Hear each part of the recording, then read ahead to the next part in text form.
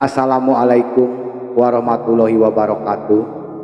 Kali ini kami memiliki cerita Jodohku Lelaki Lumpuh bagian kelima, yang memiliki cerita yang berjudul Sisi Lain dan Kedatangan.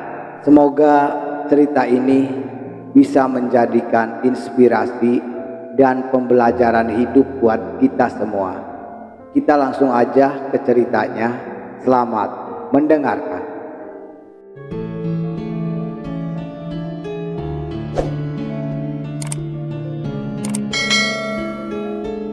Nyonya, Anda tidak perlu mencuci piring dan segala macam. Terdengar teguran saat Asih baru saja selesai membersihkan dapur. Pekerjaan terakhir yang dilakukannya adalah mencuci piring. Asih berbalik dan melihat Pak Sastro tanpa gugup masuk ke dapur. Nanti akan ada Ajeng yang datang ke sini. Dia bisa membantu bersih-bersih rumah dan juga masak, kata Pak Sastro. Enggak apa-apa Pak Sastro, saya juga enggak mungkin diam saja. Nanti kalau memang Ajengnya datang, bilang saja suruh bersih-bersih soal masak, nanti saya aja. Asih mengeringkan tangan dengan serbet yang tergantung, lalu tersenyum pada Pak Sastro yang tanpa kebingungan. Mas Elang tadi enggak ngelarang saya masak kok. Dia juga lumayan suka masakan saya, kata Asih. Asih sedikit melebih-lebihkan keadaan. Jika hanya mendengar cerita Asih itu, tentu yang terbayang Elang dengan ramah memuji masakannya. Namun keadaan itu rupanya sudah cukup mengejutkan bagi Pak Sastro. Ia tanpa heran. Tuan Elang suka dengan masakan Nyonya? Tanya Pak Sastro. Ya, dia menghabiskan cukup banyak makanan tadi. Asih tidak menderama ristir bagian ini. Elang benar-benar menghabiskan nasi di piringnya, dan separuh dari orak-arik telur yang dibuatnya juga sudah habis. Itu berarti Elang cukup menyukai masakannya, meski ada kalimat pedas yang mengikuti. Wah, itu hebat. Pak Sastro memuji Asih dengan jempolnya. Selera Tuan Elang agak susah. Biasanya beliau enggak mau makan kalau enggak sesuai dengan permintaan. Ajeng sudah cukup hafal selera Tuan Elang, jadi bisa masak apa yang diinginkan. Pak Sastro menceritakan sedikit kebiasaan Elang. Benarkah Pak? Asih tentu terkejut, tapi sekaligus bersyukur. Sarapan tadi bisa dikatakan berhasil rupanya. Terutama jika menilik sifat Elang yang rupanya sangat pemilih dalam makanan. Ada sedikit rasa bangga dalam hati Asih karena berhasil membuat Elang menikmati makanannya. Pak Sastro, apa ada pasar di sekitar sini? Kata Asih ke Pak Sastro. Asih bertanya dengan bersemangat, semakin memantapkan diri untuk merayu Elang dengan menggunakan makanan. Ada Nyonya, tapi kalau Nyonya ingin belanja harus diantar karena tempatnya agak jauh, jawab Pak Sastro. Ya, apa saya tidak bisa berjalan saja ke sana Pak? Asih tidak ingin merepotkan kok Pak. Enggak bisa Nyonya, nanti saya antar. Saya izin dulu ke Tuan Elang ya. Tunggu Pak. Asih ingin melarang Pak Sastro untuk pergi, tapi dia sudah berbalik keluar dari dapur. Asih mengeluh karena tidak menyangka jika urusan belanja saja harus tanya pada Elang. Dalam hati Asih membatin jika kemungkinan besar Elang akan melarang. Masih ada beberapa bahan makanan di kulkas belum perlu belanja. Kalau Elang bilang begitu mau gimana? Tapi Asih ingin memasak sesuatu sesuai dengan bayangannya, dan itu membutuhkan bahan yang tidak ada. Nyonya, kata Tuan Elang, boleh pergi. Dan ini, kata Pak Sastro, setelah kembali tidak sampai 5 menit, kemudian ia menyerahkan dompet berwarna hitam kepada Asih yang terbengong. Tidak menyangka Elang akan memberikan izin. Asih menerima dompet itu sambil ternganga. Benar, saya boleh pergi belanja, Pak? Tanya Asih ke Pak Sastro. Ya, nanti saya yang antar. Saya akan nyiapin mobil dulu ya Nyonya, kata Pak Sastro. Asih hanya bisa mengangguk takjub, menatap Pak Sastro yang keluar dengan tergesa-gesa. Butuh beberapa saat bagi Asih untuk tersadar dan membuka dompet yang ada di tangannya. Masya Allah, Asih berseru terkejut karena dompet itu berisi uang banyak.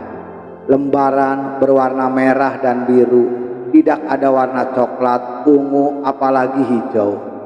Lembaran 1.000, hanya ada lembaran 50.000 dan 100.000. Asih tidak menghitung persis berapa jumlahnya, tapi sudah jelas uang yang ada di situ kemungkinan lebih dari 1 juta rupiah. Jumlah yang sangat luar biasa, berlebihan, karena Asih hanya membayangkan akan membeli daging giling mahal, tapi tidak mungkin juga menghabiskan 1 juta, paling hanya 100 atau 200.000. Asih menggeleng-gelengkan kepala, tidak mengerti kenapa Elang memberikan uang sebanyak itu dengan sangat mudah. Dari percakapan mereka yang terus menyebut jumlah uang yang diberikan Elang kepada ayahnya, Asih menyimpulkan jika Elang sepertinya pelit. Namun jumlah uang yang ada di dompet itu mengatakan sebaliknya. Asih bahkan tidak menyangka akan mendapatkan uang. Asih tadi bermaksud membeli daging dengan uangnya sendiri. Kebetulan sebelum pulang kemarin, Asih baru saja menerima gaji, yaitu gaji terakhir kerjanya. Asih membiayai kehidupan dan juga biaya kuliah dengan bekerja di salah satu gerai ponsel yang ada di dekat kampusnya. Pekerjaan yang tentu tidak bisa diteruskan lagi.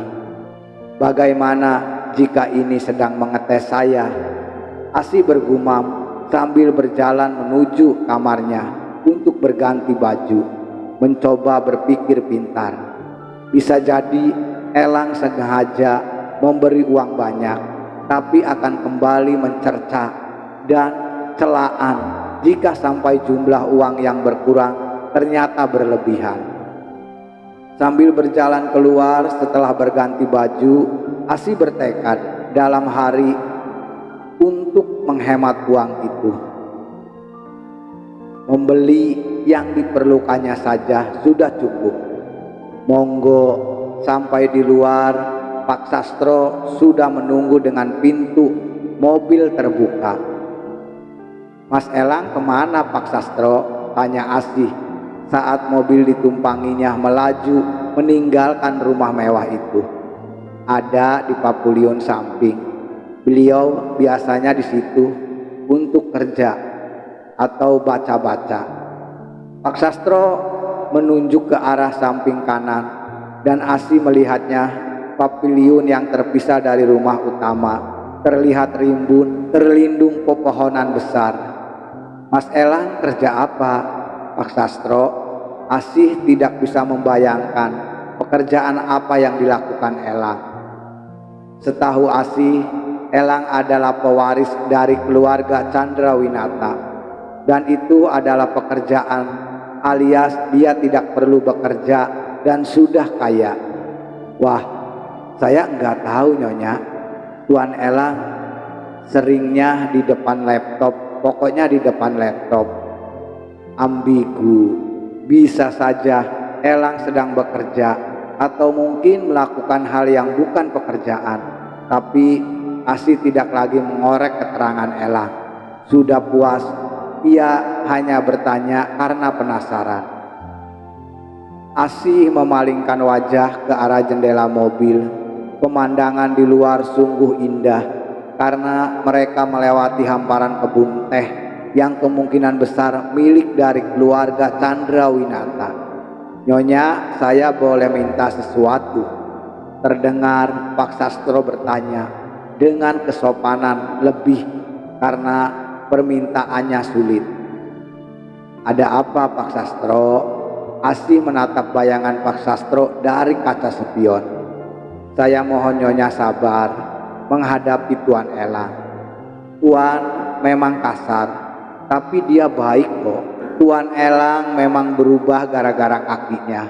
Saya mohon Nyonya hendak langsung ambil hati kalau Tuan Elang pas marah. Nasihat sabar yang lain, padahal sabar saat menghadapi Elang sangatlah mahal.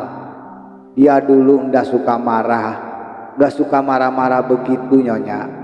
Tanya Asih sedikit penasaran.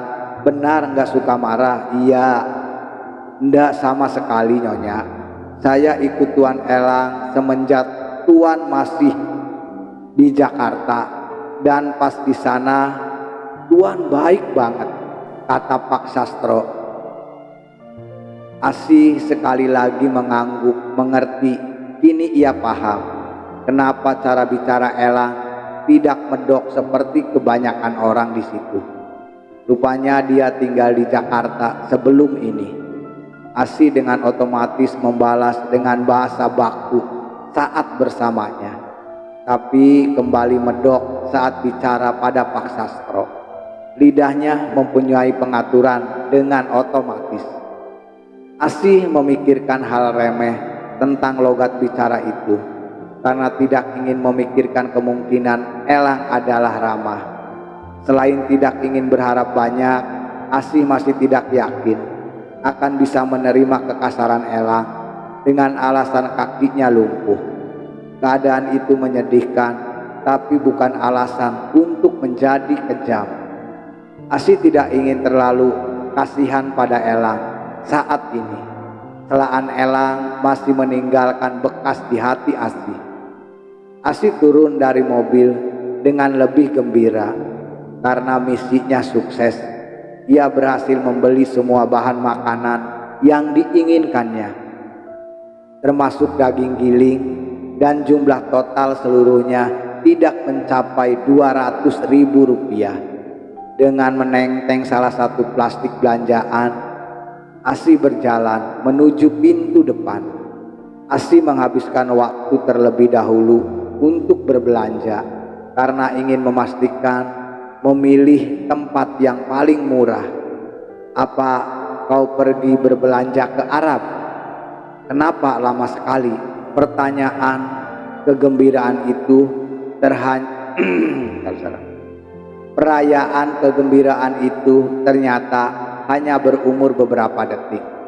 Pintu depan terbuka dan terlihat Elang mengeriyit menyambutnya dengan wajah tidak ramah.